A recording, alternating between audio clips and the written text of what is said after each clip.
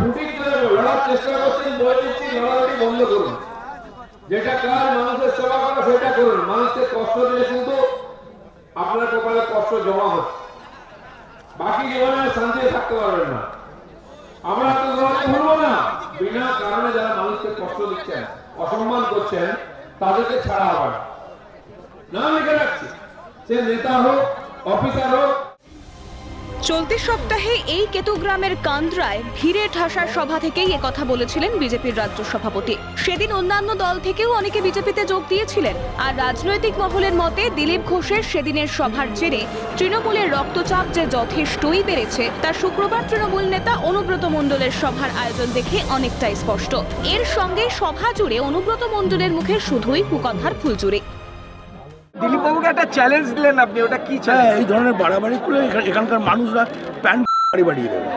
অসুবিধা কেন? দিলীপ ঘোষ কেন কেন আলফাল কথা বলার জায়গা নেই। কাঁচা বাসে মারবে না পাকা বাসে মারবে, না নিজে খাবে না লোকে মারবে, সে জানলে কি করে? মানে এমনি দিলীপ বাবু যদি বোলপুরে আবার সভা করতে যায় বা আমাদের কেতুগ্রামে আসে, আর আসবে না। এই লেপ দেখার পর আর আসবে। সভা করেন শুভেন্দু অধিকারী, ওয়েলকাম। না সামনে ভোট কর্মীদের পাল্টা কিছু ওয়েলকাম। 200-রও বেশি আসন পাওয়ার দাবি করেছেন তৃণমূলের বীরভূম জেলা সভাপতি অনুব্রত মণ্ডল। 16তে বলেছিলাম 210 থেকে 220, আজ বলে গেলাম 220 থেকে 230। মমতার নৌকা কি ঢুকছে তৃণমূল? বললাম তো 220 থেকে 230।